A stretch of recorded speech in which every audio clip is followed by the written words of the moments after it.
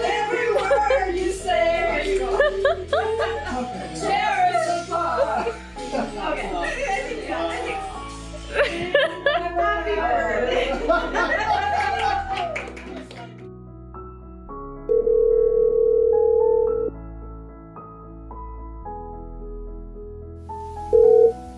Hello. Hello. Hi, Ben. Hang on, Ben. Yep. Okay. Hi. Sorry. Hi. Yeah, sorry I missed your call. I was a bit busy. That's okay. It's okay. It happens. But it's pretty crazy when you reach 50 like I have and 60 because you realize what's in front of you is a lot less than what you've already done. And it's frightening because you think, oh my God, the countdown's on. Like I've got potentially a year to 20 left on this planet with my marbles intact and my bladder intact. Like who knows what's going to happen, right?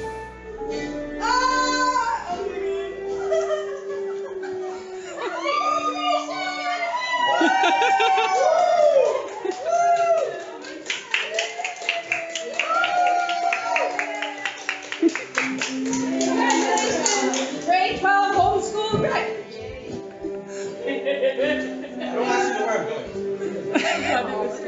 That was the royal way. She did it okay. I mean, I've gone through, maybe one day you and I talk more, but I've gone through a lot of crap in the last little while and it's been a really tough year and stuff. But one thing that really struck me is a question that I ask myself repeatedly is I've got a really good finger on the pulse of joy.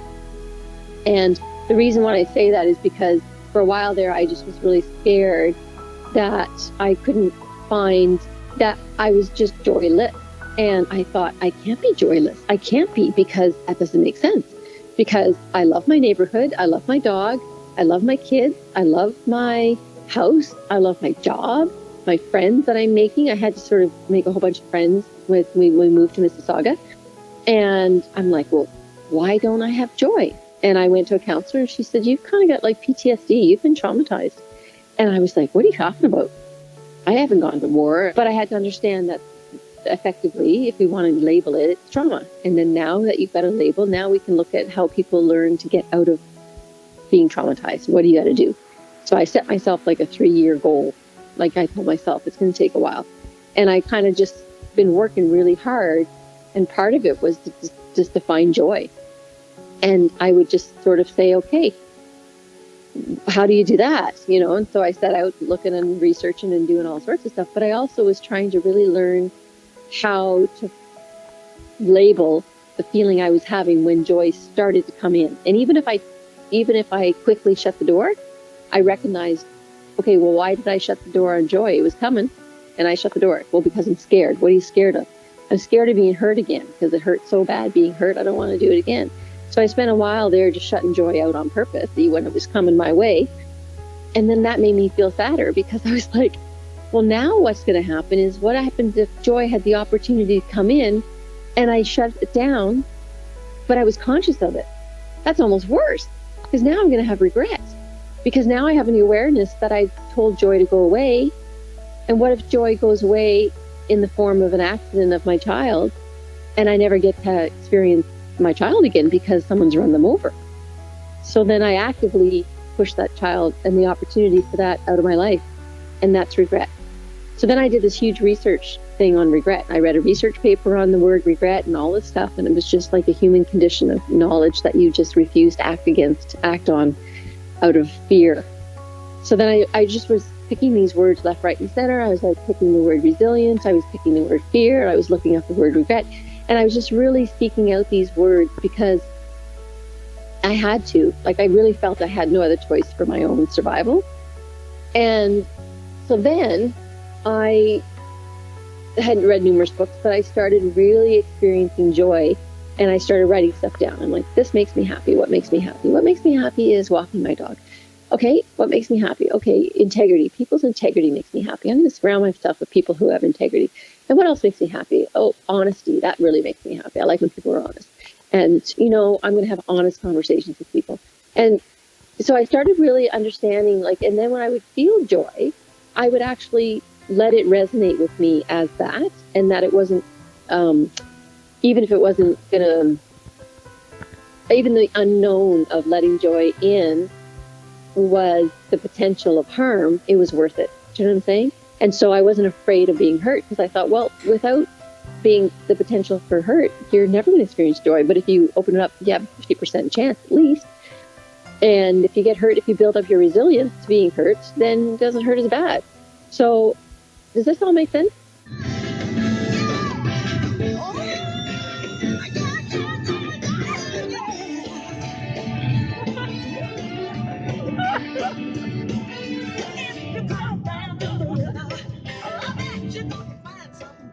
So what I did was I just really paid attention to what makes me happy. And on a daily basis, on an hourly basis, I'm very aware of my joy factor. And I'm not saying I wander around in this blissful state, but I seek out the opportunities within the opportunity. So I'll be like, okay, I'm sitting with my kids. This could be really mundane, blah, blah, blah, but it makes me happy. And so the connections with people make me happy. And so I'll seek them out. And, the balance of things make me happy. Being organized and being able to run my house makes me happy. Knowing that everybody's needs are met makes me happy. Even mine, And so it's kind of like, the reason I'm going into this so much is because it's really important, because sometimes people don't operate from a place of joy. Like, they don't know what makes them happy. They just operate like a robot.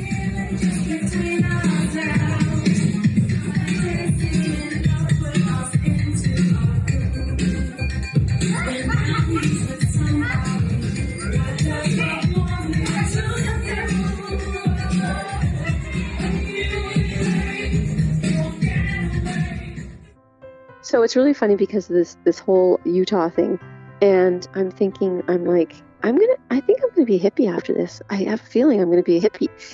Like, I'm having these really weird feelings of these things, but then I'm kind of excited, because I'm kind of like, I think that's what you want to happen, and you're very much in touch with that, and so you're just not gonna fight it. But I was like laughing inside at myself, thinking, it's almost like I want to be really simple this summer, really simple. We'll see what happens. But it feels kind of cool, and it's kind of neat, because it hasn't felt like that in a long time. So I'm just kind of trusting that that's what's supposed to happen, because I'm tired of kind of pushing the square peg through a round hole. I'm kind of like, I'll just do what fits. Oh, I have this new tattoo. That's probably why too. So I tattooed the word harmony on my back. So it's underneath, it's, I don't know, 6 inches long, I guess, maybe. But it's written in Indian script, kind of, I think. And it's got a lotus flower that sort of balances above it. And so I got to tell you my whole synopsis of this. So I've got one that I tattooed, and it's like a stamp. It's almost like someone had taken a stamp and stuck it in the ink and then stuck it on my body, because it's just script. And it says, it's a long one. I don't know if I ever told you, but it says, surrender and trust, be wise, courageous, and strong. And I have that tattooed just underneath my bra line on the left side, right? Closest to my heart that I could put it. And then when I meditated for 8 hours, once I went to a silent retreat and I meditated, and this kept coming to me, right? And so I said to the guy, all I can think about is these 2 words, surrender and trust. I said, I think that's what I'm supposed to be doing. And he goes, possibly. He's so ambiguous, right? He goes, possibly. And I'm like, well, what does that mean? I'm not? Tell me the answer.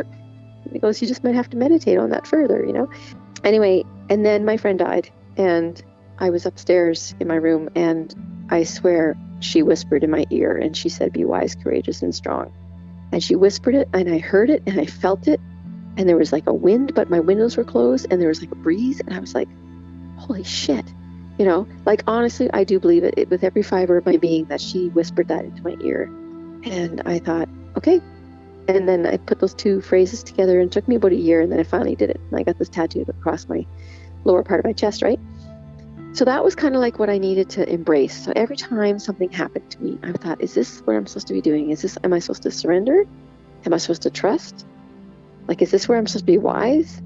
Like, am I supposed to be strong now? Like, what? Like, it's all these words. I kept thinking I tattooed them on my body for some reason.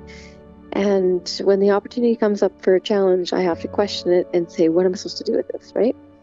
You know, print and in a format that people would have to look and kind of come up and read and all this kind of stuff. And I'm thinking, you know, that's my struggle. That was like a struggle that I went through. And then on my back is the word harmony, and it's right underneath my bra line on my back. So I thought, well, this is what I want. And so the struggle is on the front, and to go through my body and through my heart and through my soul has to get through my chest and land on the other side of me. And that's what I want. It's called harmony. And so then there's the lotus flower, which is above the word harmony. And the lotus flower represents like kind of like a rebirth. So the seed pod of the lotus flower is in mud. And then as it gets ready to germinate and flower, it pushes through the mud, and it always is white when it's in its full bloom. And so it represents like transformation and purity and all this kind of stuff. And I thought, perfect, that's exactly what I want, right? And so I was so thrilled when I kind of created this kind of synopsis, but that's the whole thing. It's like the struggle was on one side, the end result hopefully is on the other, and it has to go through my body to get from one point to the other. It has to go through my heart. And I thought nothing can be better than that. Just being clear.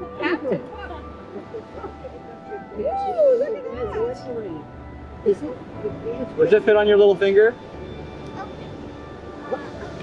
Okay. He needs a fire hat. There you go. Arr. You need to say, Army. You know, sometimes it's just a matter of just knowing that there's productivity and there's just busyness. And you have to sometimes wonder why you're doing what you're doing. But there's lots of things that make me happy that there's times when Vanessa's gone and Max is out and the twins are, you know, training or something, and Scott and I just look at each other and go, oh my God, like this is what it could be like. Like, holy cow. And it's a weird feeling because all of a sudden you're staring at each other and kind of your relationship comes flying in your face about perhaps you need to fix a few things because you don't have anybody else to distract you. Right? And so there's that. Busy is a great way to avoid the obvious, which might be a problem, which is very frightening because, and this is just my limited human psychology, but whether or not our habits are great for us, people will do habitual things to the point where that habit that maybe started out as a good one now has just become an ingrained rut that you can't, it's so deep, you can't get out of it, even though all things pointing towards it show that the habit now is not healthy. Like, there's so many variables that come into play numerous times that can point you in signs and beacons that say, do not do this anymore, it's not a good choice. But because it's a habit, people define themselves and say, well, this is what I do, so therefore I am, and I will keep going on, even though it's leading down this rabbit hole. But it's comfortable, right? So that's sometimes what happens, and then next thing you know, people go, oh, my family's gone? I was too busy with my habit to notice. You know, it's scary to change what you're comfortable with, even if it's detrimental, you know? Like, sometimes I say that to the kids, I'll be like, you guys, you know what? I really would like to go to the gym today, but I realize if I go to the gym, I can't have breakfast with you. And they'll say, that's okay. Why don't we just hang out, and then when you come back, we'll have brunch. I'll be like, okay. But without that conversation, I could just say, see you guys, I'm going to the gym. And they wouldn't know, for example, maybe how conflicted I am with stepping away from my mom duties.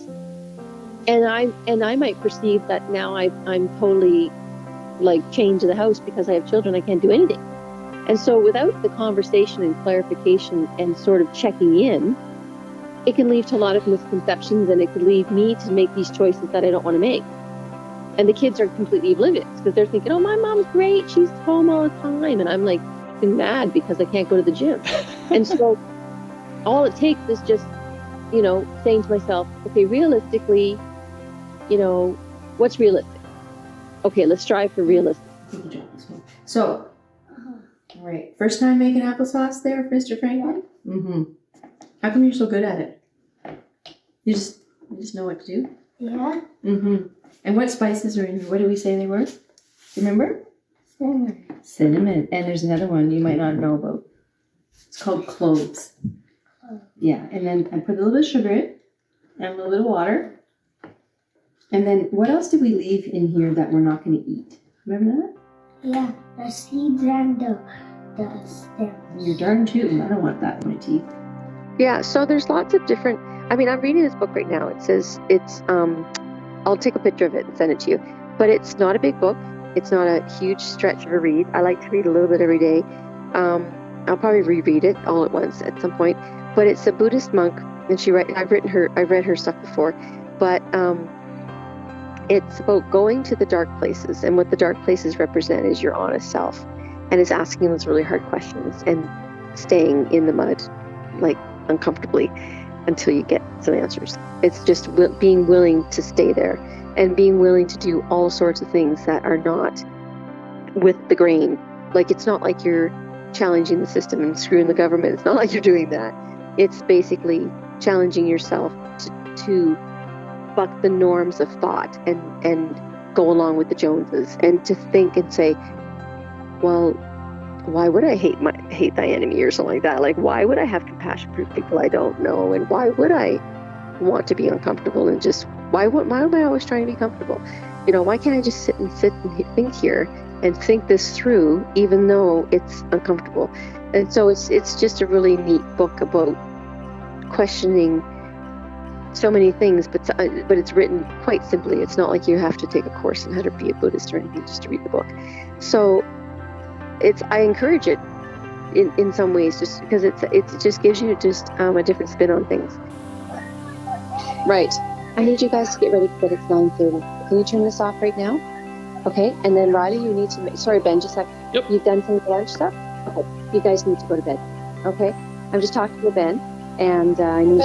Yeah. Hi. The boys are just watching TV, but they wake up at 6, so they gotta head to bed. So brush your teeth, guys, and off you go. Okay. Bye. Okay. Hugs. Love you. Bye. Hugs. Bye. Boop.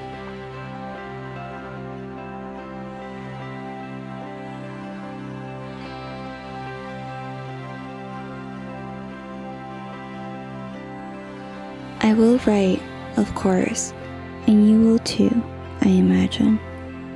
It's okay to feel sad. Goodbyes aren't easy, but I have to go.